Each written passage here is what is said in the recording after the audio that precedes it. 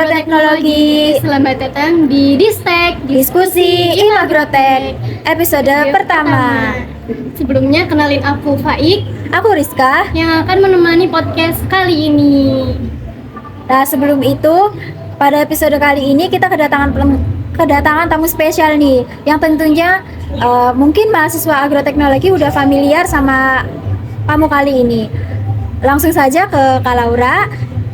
Hai Kak Laura. Halo. Mungkin bisa perkenalkan diri dulu nih buat Kak Laura. Oke, perkenalkan, nama aku Laura Angelika Simorangkir. Teman-teman biasa panggil Laura atau Lau. Juga mahasiswa semester 6 di program studi agroteknologi. Kalau kegiatan-kegiatan selama di kampus, selama perkuliahan, ikut organisasi maupun ikut kepanitiaan. Kemarin di periode 2023 Imagrotek jadi sekretaris umum, dan di periode 2022 BEM Fakultas Pertanian jadi staf Kementerian Sosial dan Masyarakat. Ikut kepanitiaan juga, baik yang dilaksanakan oleh BEM Fakultas Pertanian maupun yang dilaksanakan oleh Imagrotek, dan biasanya sebagai Master of Ceremony maupun moderator di kegiatan-kegiatan. Mungkin itu aja sih. Oke, jadi kalau ini mahasiswa aktif ya di dunia perkuliahan ini.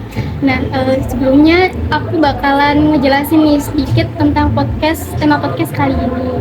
Jadi kita akan membahas tentang awal kehidupan dalam beradaptasi di dunia perkuliahan. Nah, sebentar lagi kan kita kedatangan mahasiswa baru nih Kak pastinya. Dan juga mereka ini kan dari seorang pelajar berevolusi lah menjadi mahasiswa baru. Nah, itu mungkin bagaimana sih Kak cara beradaptasi gitu di dunia perkuliahan itu seperti apa? Ya, cara adaptasi mungkin ngejelasin sedikit ya, gimana bedanya SMA dengan perkuliahan. Ya, kalau perbedaan antara SMA dengan perkuliahan, satu, tugas. Teman-teman juga ngerasa nggak sih kalau tugas-tugas yang di SMA dengan tugas-tugas yang perkuliahan berbeda ya? Iya, benar banget, pasti sangat banyak di dunia perkuliahan itu. Dan juga kita mahasiswa agrotek identik dengan jurnal, laprak-laprak juga. Teman-teman udah rasain. Jadi perbedaan antara SMA dengan perkuliahan itu tugas. Kemudian yang kedua, jam kuliah dengan jam di kelas itu berbeda. Terus teman-teman juga. Terus kalau adaptasi sih lebih ke arah mau nggak mau ya harus adaptasi biar perkuliahannya berjalan dengan lancar. Kita tuh nggak boleh nggak adaptasi, harus adaptasi dengan teman-teman, dengan dunia perkuliahan, juga dengan tugas-tugas yang diberikan oleh Bapak Ibu dosen. Tadi kan Kak Laura jelasin kalau Kak Laura dari Sumatera Utara. Ya, benar. Pasti kan ada perbedaan antara Sumatera sama Jawa. Ya. Nah, itu perbedaannya apa, dan pernah nggak sih Kak ngerasain culture shock di sini? Ya. Mungkin kalau culture shocknya lebih ke arah makanan ya. Gimana tuh Kak perbedaannya? Ya, jadi kalau makanan di Sumatera pastinya beda dengan yang di Surabaya. Dan aku juga baru tahu kalau ada tahu tek, kalau ada rawon di sini, yang pastinya berbeda lah. Terus kalau mau cari makanan yang khas Sumatera kan cukup sulit di Jawa ini, di Sumatera, di Surabaya. Terus jadi familiar gitu ya Kak dengan tahu tek. Iya, benar banget, jadi makanan kesukaan sih tahu tek itu. Enak ya Kak ya? Bener banget. Jadi mungkin kalau kultur saya lebih ke arah makanan. Terus perbedaan antara Sumatera dengan Jawa mungkin segi bahasa ya. Jadi kalau di sini kan biasanya ngomong pakai bahasa Jawa. Kalau aku di sana kebetulan orang Batak, ngomongnya bahasa Batak. Jadi kalau di sini mungkin kesulitan dalam bahasa. Kemudian kesulitan dalam makanan. Kalau kita orang Medan itu pedasnya itu beda dengan yang pedas yang ada di Surabaya. Jadi kita lebih pedas. Lebih pedas banget. Iya, benar banget. Dan kita juga ada kayak rempah-rempah khusus, rempah-rempah khas sana yang itu bikin pedas banget gitu. Kemudian juga bedanya mungkin dari cara ngomong sih nggak terlalu ya. Aku kalau di kita Sumatera itu ngenal orang Jawa itu ngomongnya lembut-lembut nih gitu ya, kayak halo. Ternyata di Surabaya itu ya hampir sama 11-12 dengan kita orang Medan. Jadi kultur shocknya itu bukan ketika melihat orang-orang Surabaya itu ngomongnya kencang-kencang, tapi lebih kok di Surabaya itu ngomongnya kencang-kencang ya, kirain lembut-lembut gitu. Mungkin itu aja sih. Soalnya Jawa Timur, Jawa Tengah sama Jawa Barat itu berbeda-beda. Iya. Jadi kita kan termasuk Jawa Timur, jadi logatnya tuh kayak yang kasar, Iya, gitu lah ya. Aku juga yang dari Jawa Barat cukup shock Kak sama yang ini. Beda ya? Iya beda, karena di sana kan Jawa Barat kan Sunda juga kan. Oh, iya. Dan di Sunda kan ya kalem-kalem, sedangkan aku pas sudah di Jawa Timur itu kaget kok orang-orang teriak-teriak gitu. Kita ngira teriak padahal sebenarnya Iya, ngomong biasa aja. ya biasa aja. Kadang jadi sakit hati padahal ya memang gini di Surabaya. Jadi kita harus membiasakan diri. Iya benar banget. Terus Kak Laura kan pernah menjadi mahasiswa baru ya tentunya. Iya. Mungkin bisa diceritakan sedikit nih pengalaman tentang menjadi mahasiswa baru itu seperti apa sih Iya. Kak? Pastinya kalau awal-awal jadi mahasiswa seneng banget ya, kayak ya ampun akhirnya jadi mahasiswa, kayak mbak-mbak yang ada di pikiran kita waktu kecil ya. Iya. Datang ke kampus pakai tote bag. Tote bag. Kalau kita di SMA kan biasanya pakai tas ransel. Ransel. Terus datang pakai baju bebas, nggak pakai baju seragam lagi. Iya, Jadi mungkin awal-awal jadi mahasiswa baru bahagia banget, senang banget. Nah kalau karena kebetulan kita agrotek ada praktikum, mungkin ngerasa di awal-awal kok gini sih, kenapa sih gini. Terus kalau jam kuliah dengan jam di kelas juga kan berbeda ya. Iya. Terus bapak ibu dosen juga beda ya cara ngejelasinnya dengan bapak ibu guru yang ada di SMA. Kita di perkuliahan mungkin kita lebih ke arah mandiri ya, cari tahu sendiri. Iya. Terus mungkin bapak ibu dosen hanya ngejelasin sedikit, terus kita yang harus ngasih pertanyaan yang jauh lebih kritis gitu Iya, benar. sama bapak ibu dosen. Jadi mungkin pengalaman jadi mahasiswa baru bahagia, seneng, tapi ada culture shocknya terhadap dunia perkuliahan, dan juga karena kebetulan ngerantau ya ada culture shocknya dengan teman-teman yang ada di sini. Oke. Karena kan di masa SMA itu kan kayak itu ya, kayak diayomi gitu lah Iya ya. bener. Kak. Iya. Kalau di sini kita tuh suruh jalan sendiri, cari tahu sendiri. Iya benar. Terus pinter-pinter nyari tahu. Iya benar. Terus cara Kak Laura sendiri untuk berbaur di lingkungan perkuliahan itu seperti apa? Kalau cara aku berbaur sih mungkin nggak bisa ngejelasin secara spesifik ya, nggak ngerti juga gimana cara ngejelasin spesifiknya. Tapi kebetulan waktu semester 2 jadi komting, Iya. jadi ya mau nggak mau kan harus banyak komunikasi ya dengan bapak ibu dosen, dengan teman-teman juga, nanya jadwal kelas, sepakat atau enggak. Jadi puji Tuhannya juga ketemu sama teman-teman kelas waktu itu di angkatan 21 yang cukup enak gitu loh, mau ngajak kita berbaur, kita nggak dibiarin sendiri. Jadi awal-awalnya memang hanya bisa komunikasi sama 1-2 orang yang sama-sama dari Sumatera. Tapi lama-kelamaan karena satu kelompok kan, kita di perkuliahan kan dikit-dikit kelompok, dikit-dikit kelompok gitu. Jadi Iya. lama-kelamaan kan sering sama teman-teman ya satu kelompok ganti-gantian Iya. terus-terusan. Jadi sejak dari situ ngomongin tugas, lama-kelamaan jadi ngomongin gimana sih perkuliahan, terus gimana sih bedanya Sumatera. Sharing-sharing. Iya, sharing-sharing gitu. Terus kan itu kan berbaur berarti sama orang yang dari ras manapun Iya, juga kan. benar. Nah itu tuh Kak, etika kita bergaul tuh kayak gimana sih? Terus kita apa ya, cara bedain circle mana yang toksik sama yang enggak tuh kayak gimana? Ya, mungkin kalau pendapatku pribadi ya, ini pendapatku pribadi, bedain antara toksik dengan toksik. Jadi kalau aku tuh percaya banget kalau diri kita ini dipengaruhi sama lingkungan. Iya. Meskipun dipengaruhi sama gimana cara orang tua kita mendidik, gimana keluarga kita, tapi kita juga dipengaruhi sama lingkungan kita berada. Karena kalau kita selalu berkomunikasi setiap hari, pasti kan kita terikut-ikut ya. Iya. Ya, jadi kalau menurut aku pribadi, circle toksik, lingkungan toksik itu ya mereka yang kalau ngomongnya itu ya ngomongin orang lain, terus kayak ngomongnya itu ya kasar-kasar gitu loh, kayak selalu berpikir negatif. Jadi kalau aku pribadi sih lebih ke arah semua bisa diajak komunikasi, semua bisa diajak jadi teman, tapi kalau untuk teman-teman yang mau diajak ketemu tiap hari, mau diajak nugas bareng, itu tuh ya melihat temannya sendiri. Kalau toksik ya sedikit menjauh, karena aku pastinya nggak mau dong terikut-ikut. Iya, Kita tuh maunya kuliahnya yang baik-baik aja lah, selesai tepat waktu, punya teman-teman baik. Jadi biasanya kalau yang sedikit toksik ya agak menjauh, tapi tetap ada komunikasi, tetap diajak ngobrol kalau ketemu. Kemudian tadi pertanyaan apa? Itu cara bedain, ya benar yang Yang cara bedain antara Iya. toksik dengan non toksik. Sama pertanyaan yang pertama tadi. etika. Oh iya, etika.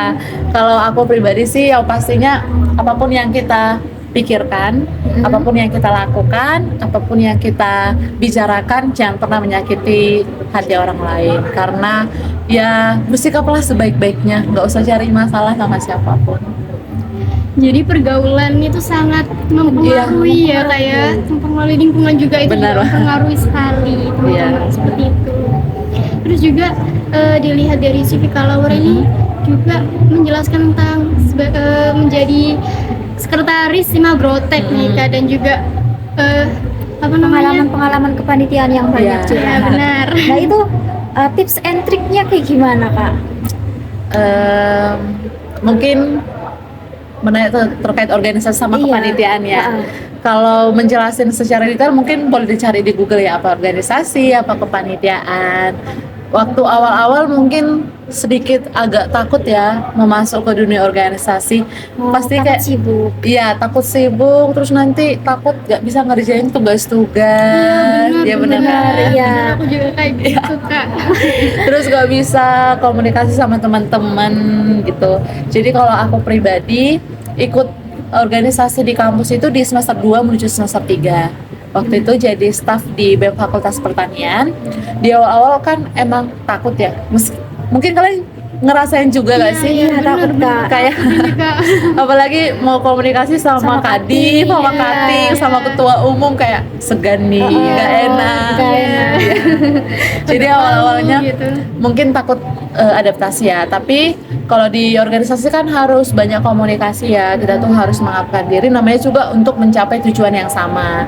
Jadi ya mau nggak mau perlahan mulai membukakan diri, meskipun sebenarnya introvert ya mau nggak mau kalau udah masuk organisasi Harus membaurkan diri. iya benar gitu. banget. Jadi awal-awal gitu, terus dan juga aku ngerasa ada benefit lah masuk organisasi sama kepanitiaan. Jadi kayak kalau kita jadi si acara mungkin kita tuh dapat benefitnya, kita jauh lebih berpikir kritis ya, memikirkan plan A, plan B. Kemudian kalau kita masuk humas, kita banyak belajar gimana kok sih komunikasi dengan banyak Iya, orang. iya, menata inilah. Iya benar. Kemudian kalau kita jadi bendahara, nata keuangan gimana, kemudian pastinya banyak benefit sih masuk organisasi maupun masuk kepanitiaan.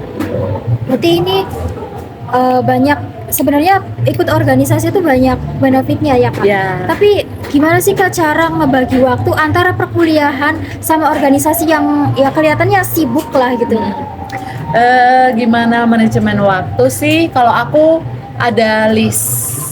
To-do list. Ya, to-do list. Jadi aku to-do list kegiatan-kegiatan yang mau aku lakukan selama 1 minggu ke depan. Kemudian tugas-tugas yang diberikan oleh Bapak Ibu dosen. Terus setiap malam aku biasanya tulis apa sih yang mau aku lakukan besoknya. Ya. Gitu.